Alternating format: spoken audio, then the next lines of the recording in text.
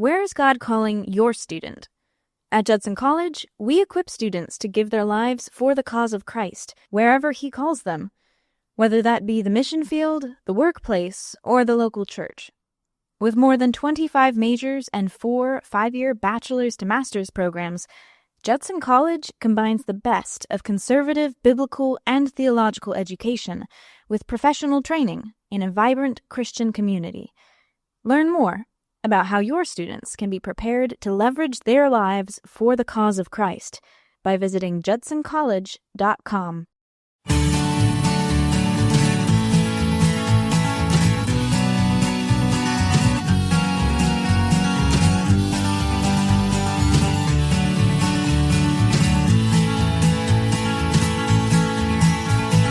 Well, hello, everybody. I'm Hal. And I'm Melanie. We want to welcome you to another episode of Making Biblical Family Life Practical. We had a question come in. Somebody asked, what can we do to encourage dads to connect with the kids? I thought, well, that's a very valid question. That's an important question. That's a tough one. And I think a challenge that we deal with. I think that moms just kind of naturally connect with the little ones. Well, I think God has made us women to naturally prioritize relationship. Right. You know, to be watching out for relationships and nurturing relationships. And that I think that comes generally, because there's always exceptions. There's a range of behavior. Right. But generally becomes more naturally to women than it does to men. Yeah, I think it does. And I think part of that, God has given you a kind of an intuitive connection with those little kids that you can understand them in a way that we guys sometimes like, I don't understand this creature at all. Well, I see that in growing in our youngest daughter, because she'll walk by and she'll say, Mom, what's wrong? And like, I hadn't even realized something was wrong. But just a sad or upsetting thought crossed my mind, but she can see it cross my face. Yeah, and guys are we're kind of impervious to that, as we have all learned at different times. But you know, that's useful too, because you know sometimes I'm paralyzed because I can see that somebody's not happy with me. I don't know why. You can ignore that. Yeah, but but dealing with the kids, you know, and I've heard dads say, I think we've all heard dads say, and maybe we've said it ourselves, that, well, you know, my wife has got the kids and she understands those little ones. And when they get to be 6 or 7 and, you know, I can understand them, then I think that's putting it off too much. It is. Yeah, your relationship will be different when they are a little more communicative and when they understand things a little better. Yeah, it will change. But I think that there's a place for dad being in the lives of the very little ones too. All the way up till they're adults and still having relationships. Yeah. So, but how does that happen? Here you're an ordinary guy. You come home from work. You're tired. Yeah. And your wife's like, "Oh, we should connect with the kids." Yeah. Well, you know, sometimes we get defensive when these things are said, and we need to really get past that and say, okay, I don't want this to be an argument between me and my wife. Let me just ask myself, and God, please help me understand, is this something I need to be concerned with? You know, is it not just my weird wife?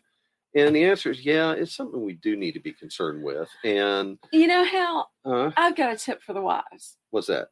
Don't tell your husband he needs to connect with your kids. He has no idea what that means. Yeah, honestly. Instead, they got a USB port somewhere. I don't understand it. A Bluetooth child. Yeah. Instead, how about you say, you know what? The kids have missed you. Make sure you spend some time with them.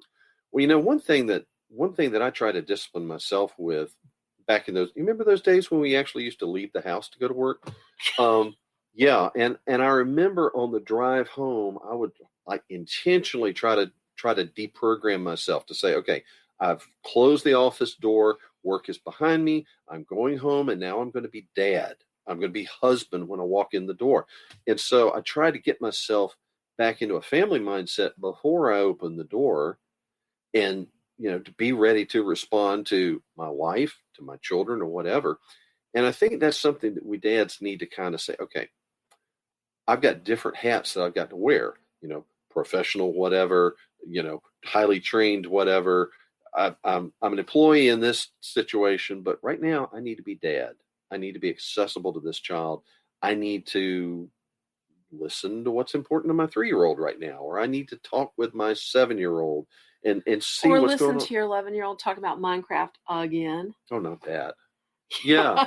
Yeah. Even that. And so I think that's part of it is, well, it kind of comes down to two things. It comes down to a little bit of self-denial to say, look, I know, you're tired. I know you want to unwind a little bit. There'll be a chance for that. You know what? Now's not the time. That self-denial pays off later. It's an investment. Well, it is. Just like when we deny what we want right now to invest and put money aside for later. Yeah. Because it'll grow. Right. It's the same thing with relationship. Because I think about those little boys that you sacrificed yourself for. When they came home and you listened to them and you played games with them, or you brought them into your work. They're now adults, and now when you have a project and you say, I want to put new doors on the garage, the guys are like, okay, Dad, when you want to do that, we'll drive over there and help.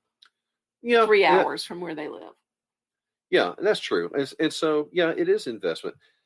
It takes patience, and that's real. It's okay to we saw acknowledge that this weekend. Yeah, because I wasn't feeling that patience very much. Okay, so let's set the scene. Okay, so one of our kids had a big major birthday and received a bicycle. A brand new bicycle. Brand new bicycle, some assembly required, right? And so I got out my tools and I'm putting things together, and we had our grandchild. He's 2.5 years old. Yay. And he's a little boy and he wants to be involved. He wants to use the tools too. So he grabs a wrench. And I'm kind of like, he wants to help. I'm thinking, there's not really that much that he could even hold on to here. I'm just like putting little nuts on bolts and things. And it was hard just to be patient with him, But he was so happy. But he was so happy. Because he didn't even have to really do anything, but just holding the wrench up and moving the wrench the way that you were made him so happy. His daddy told me that on the way home he kept talking about doing things with Papa. Oh gosh. Yeah. Okay. Yeah. So the patience and the self-denial that you invest, especially in those younger ones, has benefits that you won't even see sometimes for a while. And so one way that you can connect with your kids is by inviting them into your work. I've got to work on the plumbing, or change a tire, or put together a bicycle. Come on out, let's change the oil. And teach them how to do it. And it takes a lot of patience. It takes a lot of patience and self-control. Cliff is blind over here trying to get some of this light off. But the payoff is tremendous, because men communicate very well side by side. Right. Working on something together. Right. It seems easier to talk that way. Yeah. And you'll have a chance to reach your kids' hearts better when you're working side by side, whether it's raking the yard or changing the oil. And that's something too that I think our wives have already figured out, or need to figure out the same way as we do, is that when you are training that young person, you're not going to be as efficient as you doing it yourself without any distraction. And it's really easy to think, this is taking me twice as long, but you need to think of it instead as my job is taking this long, and I'm investing this long into having a relationship with my kids when they leave our home. That's right. So if you can do something, it takes you a half hour to do it by yourself, and with this little person hanging on your elbow, it's going to take you 45 minutes to an hour. That 15 to 30 minutes more is like, I did the job in the same amount of time, and I did some training, and I did some relationship building. And that will pay off when they get to be teenagers, because I can see how much you can accomplish with the help of our teens and 20s. Oh, it's amazing. It is amazing because they learn to work alongside their dad when they were younger. Now, it's a little bit challenging, though, if you've realized, I've got teens I have not developed a relationship with, and they don't want to work with me. What do you do then, Hal? Well, you ask anyway. You know what? I think you still try to involve them. You try to invite them in. And sometimes you make them. Sometimes you just make them. You say, come on, we're going to do this together. I want to teach you how to do this. I need your help. Yeah. And use them, use those strong backs and those extra hands and all the rest of that. And I think too, there's a lot, there's a lot that comes from just being together. And There's you so know, much, and I Hal. think like Jonathan Edwards, like one of the greatest American theologians of the colonial period, had like 9 children, if I'm not mistaken. A lot of A kids. ton of kids. He had a ton of kids, and he was responsible for a whole bunch of churches in New England, and kind of rode a circuit back before that was a thing. And if ever he was going on a trip somewhere, he would take one of his kids with him. I mean, he would not go anywhere by himself.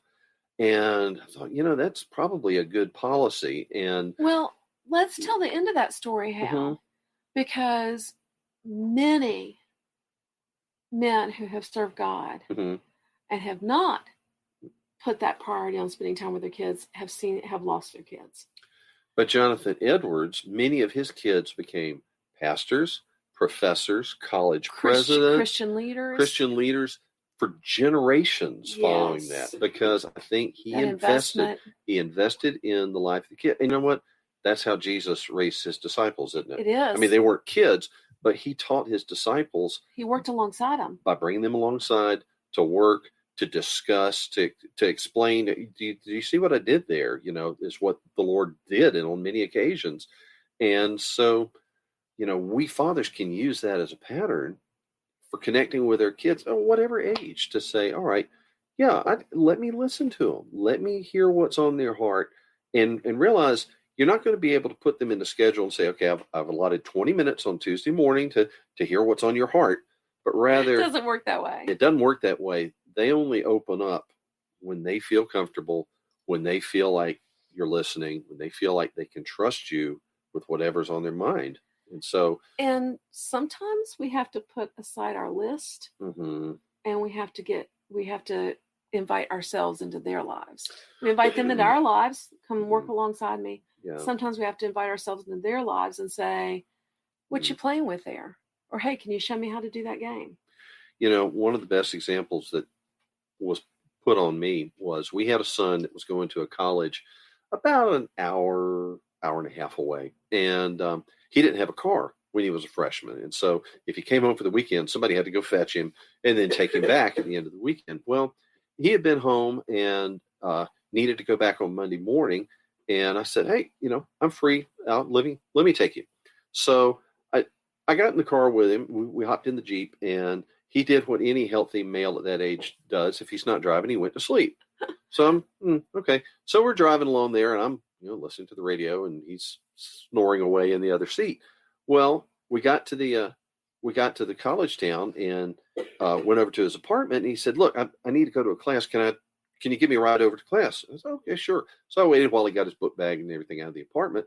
We drove over to the classroom building and sat there in the parking lot for 10 or 15 minutes until it was class time.